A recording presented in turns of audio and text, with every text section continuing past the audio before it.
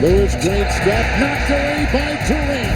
You guys are bringing it. Keep the fire going. They show and go on Harden. Put it in! Guys, they're going to make some runs, so we're good. Keep going. Keep going. And now to Hero, who drove, flushed, and drew the foul. Big time. Big time. Harden now triple-double. And the Rockets win it in double overtime.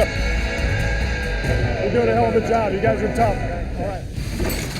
TGI Game Time presented by State Farm. Good to have you with us. Matt Weiner, Sekou Smith from NBA.com. Rick Mahorn is back in the house.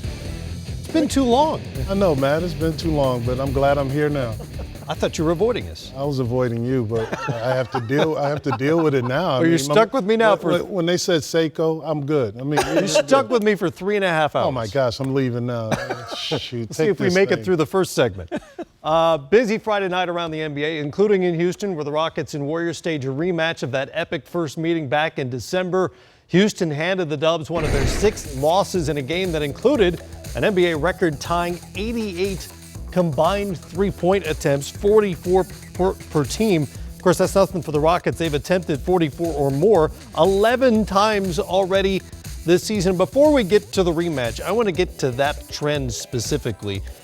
Is there a number, do you guys think, that would be too many for Mike D'Antoni? I mean, they've already hit 63-point attempts in a game already this season. Is there a night where they're going to take so many that even Mike D'Antoni is going to say, guys? No. In the West Virginia accent of his, guys. No, they should be shooting for triple digits. Seriously. I mean, if you're going to do it big, right? Yeah, if you're going to do it, might as well keep getting it up there. And I mean, he's got the firepower to do it. I mean, Ariza, you got Ryan Anderson possibly playing tonight. You got people, and Gordon, man, and Decker. These guys just like shooting threes. And I mean, if you can get the more the merrier. And if you're making them, it even makes it even more fun. They've taken 61. That's the NBA record. That's theirs. They broke their own NBA record with that. They're also 33-12. Now, everyone thought this was going to be an interesting team. How surprised are you at this point that they're 33-12? I'm totally surprised because I didn't think, with the Harden going to the point guard, I thought that was a great and shrewd move by Mike D'Antoni to tell him, you're the point guard. He's going to get 90% of the ball in his hands, so he's the decision maker. But Mike D'Antoni loves to pick up games. He loves the games to pick up space and pace, and he's pushing the basketball. Man, it's outstanding. And you got all those weapons. You got James Harden. I mean, the beard's doing his thing right now. I didn't think, that there would be this significant a change. The guys who really shocked me are Ryan Anderson and Eric Gordon. Adding them to a mix of Trevor Ariza, Brewer with his energy off the bench. Montrezl Harrell has been really good. But you put those guys in that system, flanking James Harden at any given time on the court, you got 3 guys who can go off from beyond the three-point line for extended stretches in game. Trevor Ariza is an underrated three-point shooter, if you ask me. He's one of those guys for a long time in this league, has been a really good, solid knockdown three-point shooter. That kind of mix around James Harden on a Mike D'Antoni coach team, you had to expect some fireworks. Well, it's the perfect fit. Ariza is a great corner 3 shooter, by the way. And he's also an NBA champion. Yes. And that's even better because now you have someone that's been in the mix with a Kobe and making sure that everybody gets on the same page. And you need that veteran leadership, especially if you're moving forward. Well, tonight, potentially, if everyone's healthy and can play, you'll see 6 of the top 8 three-point shooters in the entire league in terms of makes so far in the same game. Gordon, Curry, Harden, Thompson, Ariza, and Anderson, who's missed the last couple of games with an illness. He practiced this morning. Apparently he was dealing with an IV. We'll see if he can give it a go tonight in Houston. And this is the rematch of we showed you a little bit of that. An epic game. Fantastic Houston game. won in double overtime back on December 3rd. Final score of that game was 1,000,000 to 1,000,000, 139 to 127 or something like that. Kevin Durant had 39 in that game. Harden went for a triple-double in that game. I don't know if it's one of those games where you just say, okay, that was fun, or if there's something that could possibly be taken from it that applies to tonight or not.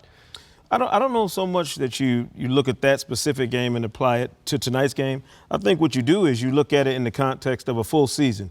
And if these teams end up seeing each other in the postseason, what kind of style do you think they're going to play? Is it going to be dictated by James Harden and the Rockets or by, the Warriors? And the Warriors can do it in a number of different ways.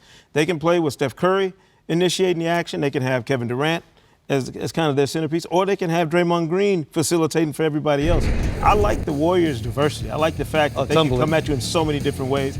And a game like tonight, to me, is when you got to be worried about Klay Thompson. This is one of those nights when he might go out here and get 20 and a quarter and get on one of those grinds where you have to worry about him beating you by himself. Klay Thompson was 4 of 20 that night. That was the Warriors' worst shooting night of the entire season so far. They figured to be better. Well, they're better against most teams, but they figured to be better tonight. I'll tell you, it might be an encore. The encore performance that it was the last time that they played. I just think in the regular season it's totally different because you're going to get the ball up the court as many times as you can in the Mike D'Antoni system. And Steph Curry and the Golden State Warriors, Steve Kerr, they want the same type of momentum. It'll all change once they make it to the playoffs and they get there. Then we'll see some defense. Right. And then you'll go like. Maybe for a quarter. Yeah, well, you're going to see it for 3 quarters. Yeah, you know what? Warriors are number 1 in defensive efficiency right now. The Rockets have improved steadily over the course of the season. They may not be an elite defensive team possession to possession, but the numbers show that they're trying, and effort is a huge part of it. You see them, they take charges, they get in people's way. They're actually making some effort on that end of the floor. As for the Warriors, they come in at 36-6 right now. It's a disaster compared to last year, right? Break it up. Way off Break last year's now. record pace in 15-16. Okay, maybe they're Trade. still pretty good. Actually scoring a little more, and their point differential is better. And to your point, Sekou, about the diversity of the offense, you look at all the star players, none of them has a usage rate that would land them in the top 25. That's how good these guys are and the way they spread around their offense. I think we forget, too, they had a tone setter last year at the start of games in Andrew Bogut, where they would run action around him and let him make some passes, kind of get him in a flow. They've had to go into this season without that. You know, Zaza Pachulia, for everything he brings, he's not that kind of passer. Right. So I like the idea of Steph being their guy. You heard Steve Kerr talk about it this week. He likes it when Steph's aggressive. They're a different team. In my estimation, the second half of the season for them is going to be about finding the right groove for Steph, figuring out where he's most comfortable. You need him to be aggressive, shooting the ball, but also initiating their offense and being the catalyst out there. And he has been since the beginning of the year, maybe late December. He has been more aggressive. Yes, he has, and he saw it up close and personal last week where he was really aggressive early in the game. The one thing that scares me about Golden State is if one of those big 3 or one of those big 4, what's going to come off the bench? That's where, a lot of things, you get foul trouble, you get, injuries happen. Who's coming off the bench? And that's what kind of scares me when it goes to Golden State. So, but they're still a potent team as long as they're healthy. You got to worry about all the diversity, as Sekou said. You got to worry about that diversity. You don't know who to stop, who's going here, who's going there. It's like, a defensive coach's nightmare. Bench is the price they paid salary cap-wise for bringing in Kevin Durant. And it's a little thinner now with David West out for the next couple of weeks with a broken left thumb.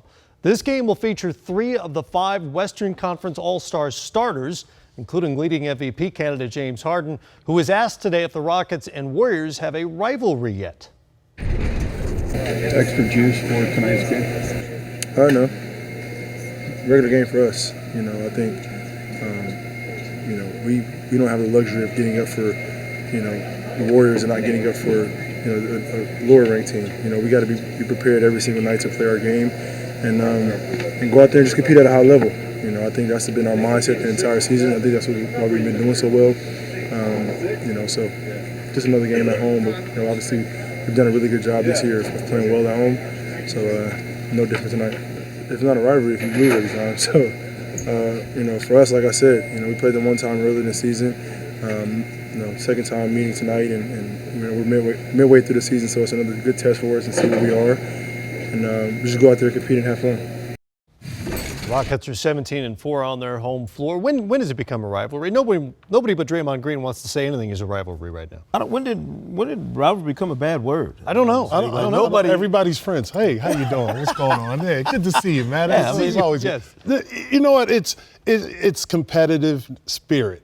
It's not necessarily that it's a rivalry. It's a competitive spirit that these guys have gotten to know from AAU. You're playing against everybody every day. Right. But now it's becoming, okay, I want a championship. If you got that desire in your mind to have championships, this is where you build that rivalry, like Larry Bird and the Lakers against the Celtics. And that was always a big rivalry, the Knicks versus the Lakers. Everybody hated the Lakers. So, this is what it all comes down to. Whoever's on top I want a rivalry with that team. If I'm Sure, Houston, why wouldn't you? If I'm James Harden, I'm telling my team every day, Yeah. let's chase what they have. The Warriors are the last Western Conference team to win a championship.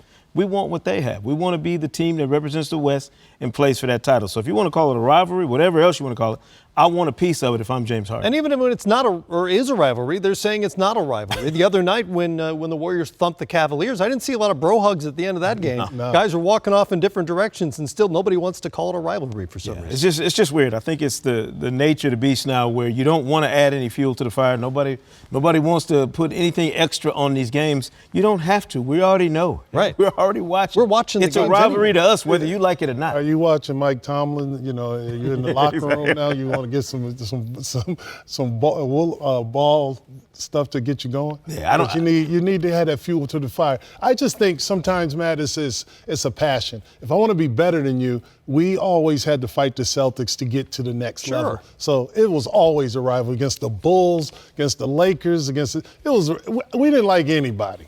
Right. Well, and sometimes it's a one-sided thing too. Sometimes it's the team chasing that considers the champions, the team on top, the rival, even if the other team doesn't necessarily acknowledge them. Well, now Until you nobody beat wants them. to touch it. Nobody. Now wants to nobody touch it. it's a dirty word now. The R word.